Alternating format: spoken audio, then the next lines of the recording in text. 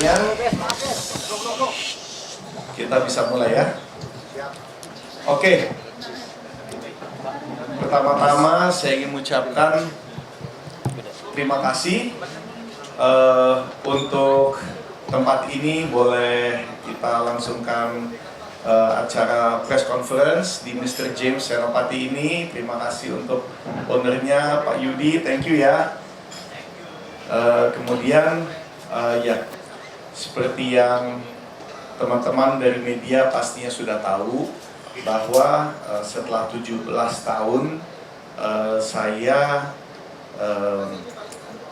sekarang ini sedang proses perceraian dari istri saya, Inga Nugrah.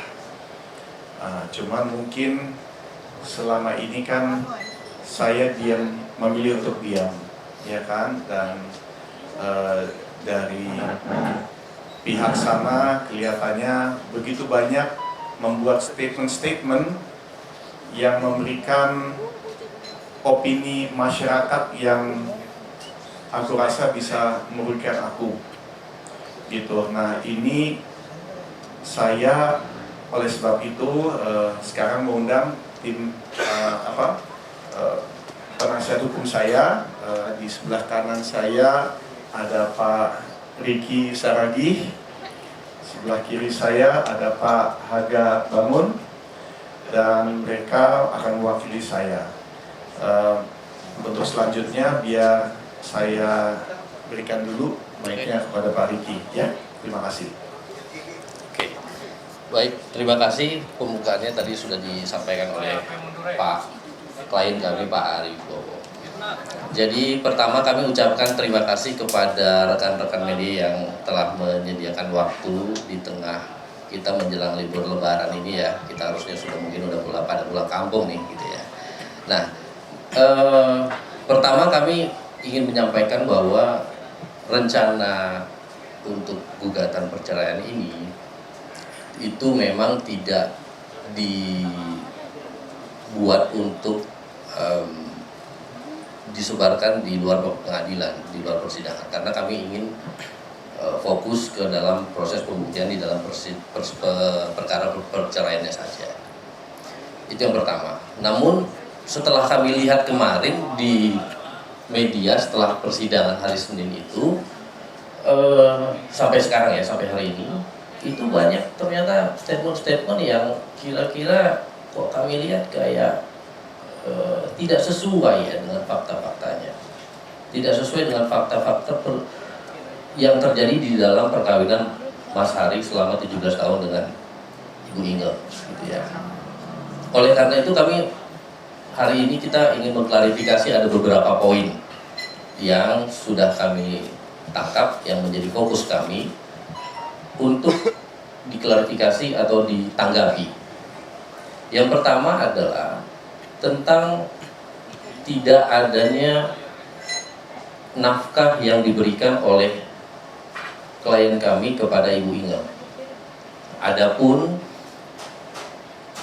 yang diberikan itu dalam bentuk kartu kredit yang kurang lebih nilainya sekitar 10 juta. Katanya seperti itu di media. Nah, poin ini akan kami tanggapi dengan fakta seperti ini. Di dalam perkawinan Mas Ari dengan Ibu Inge, klien kami dengan Bu Inge, itu selalu diberikan dengan beberapa macam. Pertama, kartu kredit. Kalau kartu kredit itu nilai yang sudah diberikan itu lebih dari 10 juta. Bahkan kalau mohon maaf kalau kita bisa sebut di sini ada yang 16 juta, 19 juta, 24 juta, 23 juta. Itu semua Mas Ari yang bayar. Atas nama siapa kartu kreditnya? Atas nama Ibu Inge. Itu satu, yang pertama. Dan kalau di sini sih sebenarnya ada buktinya. Nanti boleh kalau kita mau lihat.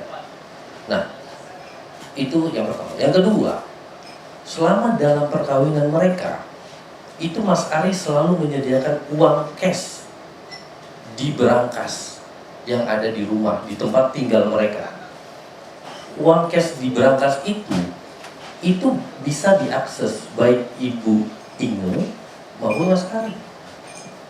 Dan ketika uang itu sudah mulai habis, Mas Ari, klien kami itu selalu mengisi kembali, menjaga agar uang itu tetap ada di situ. Itu bisa digunakan tanpa perlu pertanggungjawaban. Oke. Yang ketiga, seluruh biaya-biaya yang dikeluarkan untuk keperluan rumah tangga. Contoh, kita sebut saja pada umumnya itu listrik, air, bahkan internet di rumah maupun pribadi dari Ibu Inge sendiri. Gaji ART, driver, handphone ditanggapi lagi. Itu semua dibayar oleh klien kami sendiri. Ada, itu di luar dari kartu kredit yang sudah saya jelaskan tadi. Gitu. Jadi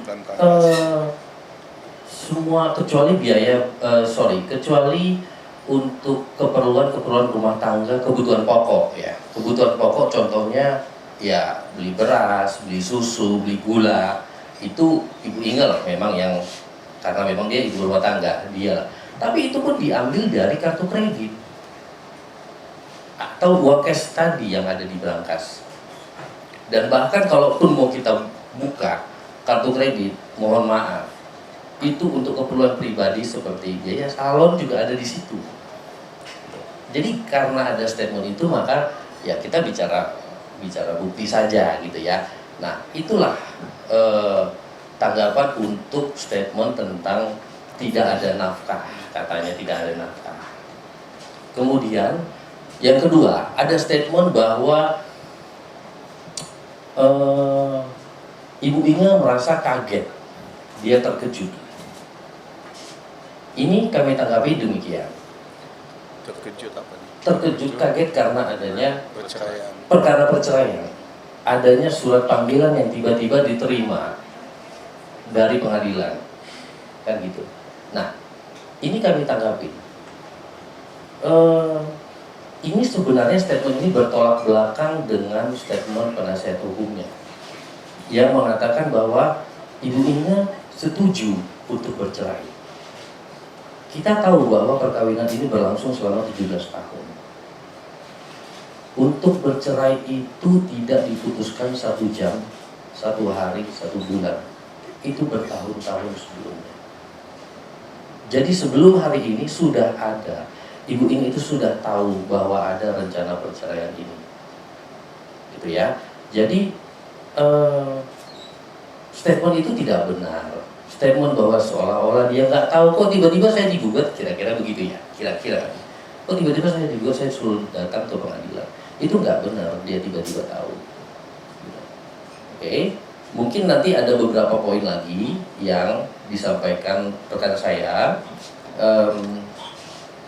Tapi ya sejauh ini cuma itu 2 ya. Mungkin poin berikutnya ya. Terima kasih Mas Ari.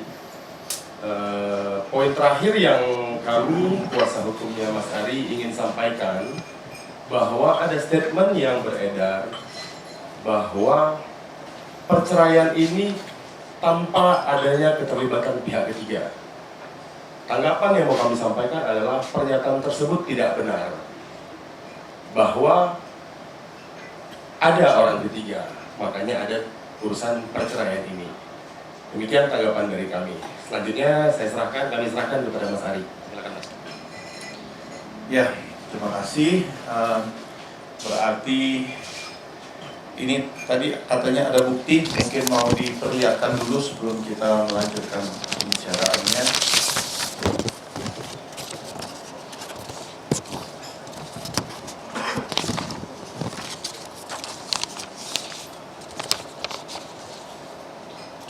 Juta dan 18 juta.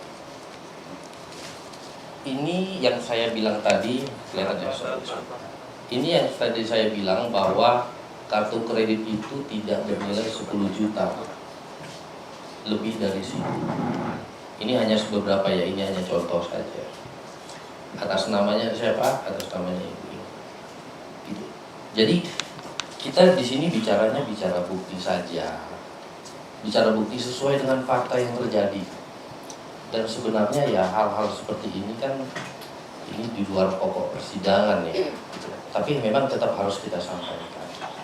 Jadi ya seperti yang rekan-rekan lihat bahwa kami tidak berbicara begitu saja, kami bicara sesuai dengan fakta-fakta dan bukti-bukti yang ada. Oke? Jadi kembali. Ya. Nah, kalau dari saya ya sebetulnya saya sangat menyayangkan semua ini menjadi konsumsi publik karena kita juga sama-sama menyadari ya namanya orang tua memutuskan untuk bercerai itu kan pasti ada prosesnya, tapi prosesnya itu bisa berjalan dengan tenang, dengan damai, dengan sopan, itu kan juga semua tergantung dari kedua orang tuanya. Apalagi mengingat kita juga udah punya anak gitu, ya kan? Yang namanya jejak digital itu kan selalu akan ada gitu. Dan sebetulnya kenapa saya beserta tim penasihat hukum kami memilih untuk tidak mengambil jalur itu ya, jalur media segala macam membongkar semuanya, karena ya satu tentunya ini semua nanti akan bisa dibuktikan di persidangan, di mana memang akan ada hakim yang sah yang akan memutuskan segala sesuatu di akhir persidangan itu. Saya tidak mau kalau sampai netizen yang menjadi hakim-hakiman. Saya menghargai netizen ini pasti punya pendapat, ya kan? Tapi kan pendapatnya hanya berdasarkan apa yang dibaca, berdasarkan data yang diterima di umum, ya kan? Kalau kami kan akan membuktikan semuanya di persidangan, bukan di umum. Jadi mohon untuk kalau bisa menahan diri untuk mengambil kesimpulan dulu, karena nanti pada saatnya juga pasti akan ada yang menyimpulkan, yaitu Bapak atau Ibu Hakim, siapapun yang nanti akan menangani kasus saya ini. Cuma untuk sementara ini saya minta tolong untuk demi anak-anak saya jangan terlalu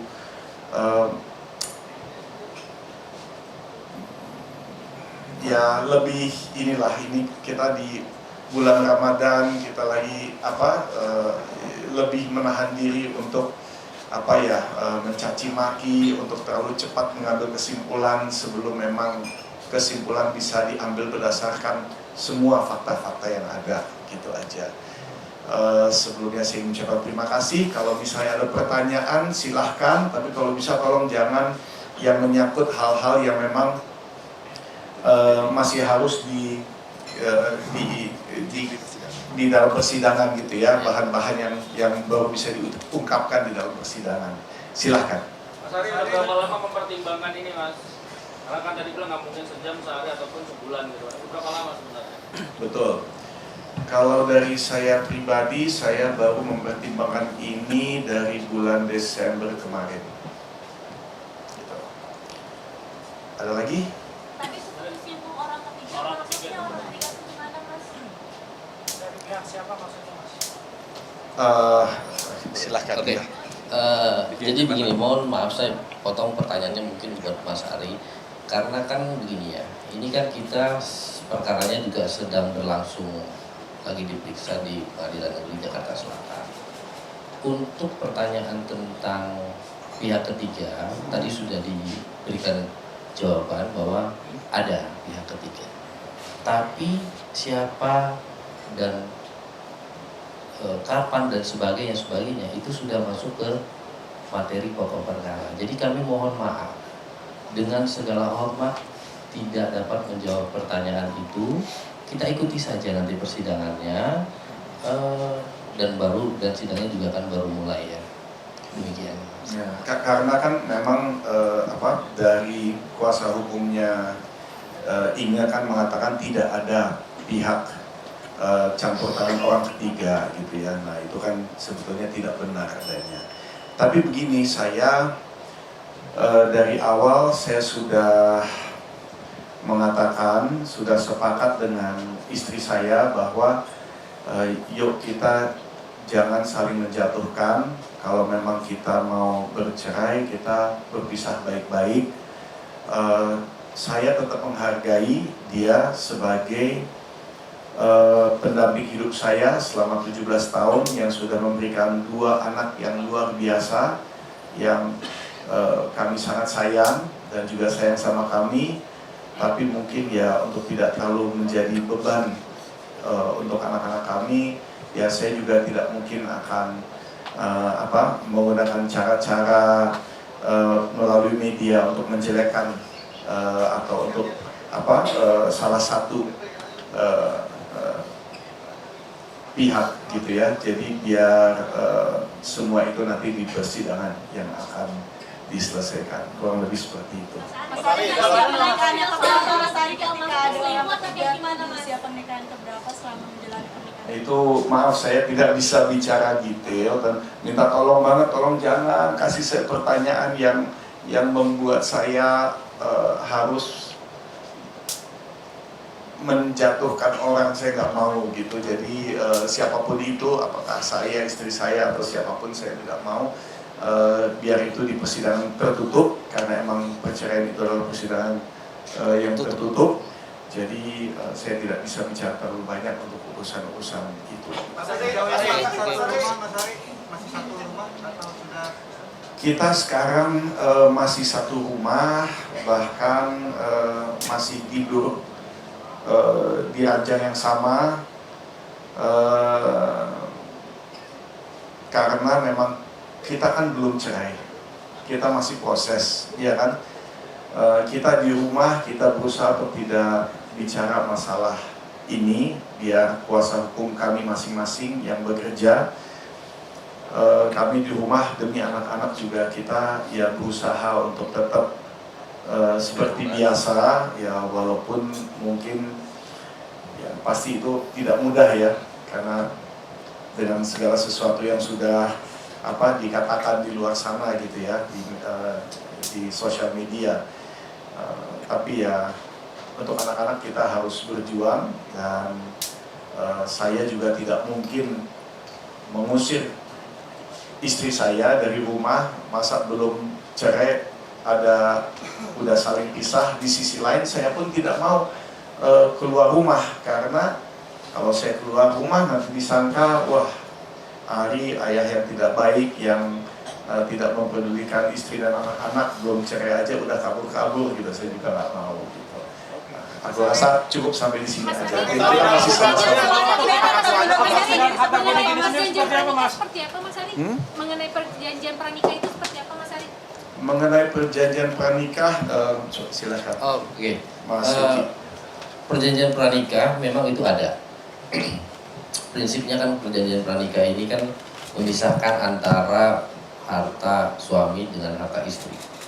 Perjanjian pranikah itu sudah dibuat sejak 2006 pada saat pernikahan berlangsung dimulai ya.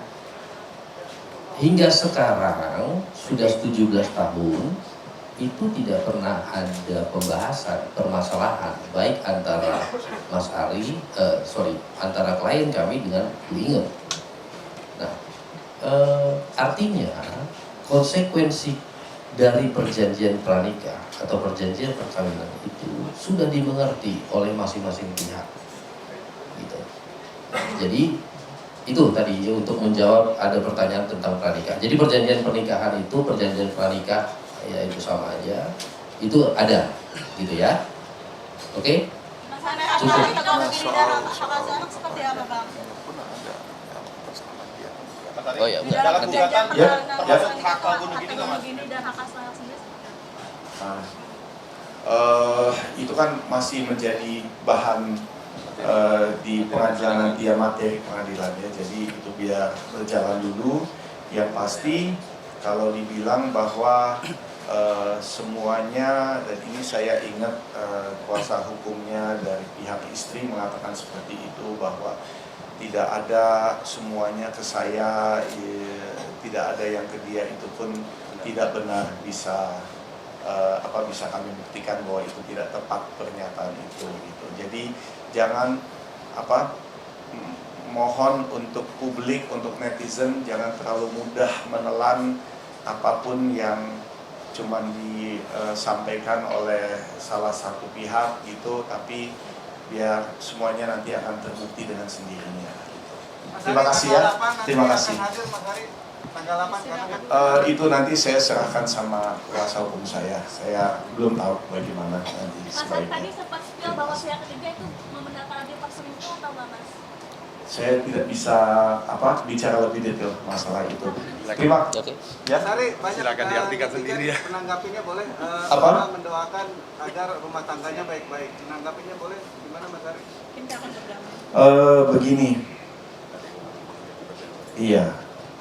Untuk berdamai itu pun sudah pernah kami bicarakan, itu pun sudah diusahakan, tetapi dari kami bersama-sama, baik dari istri, dari Inga Nugrah maupun dari saya, kita sudah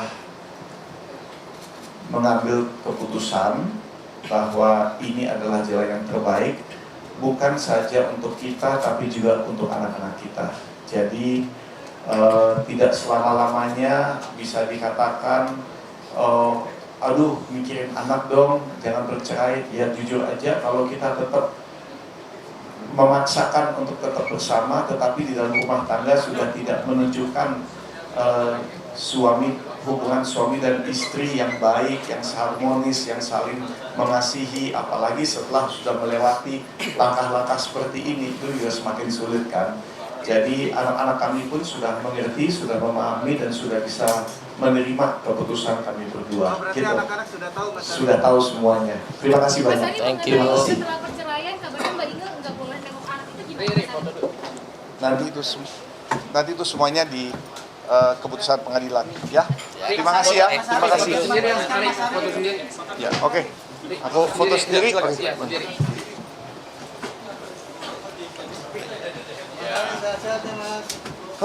kasih. Semoga ya. Mas Ari lagi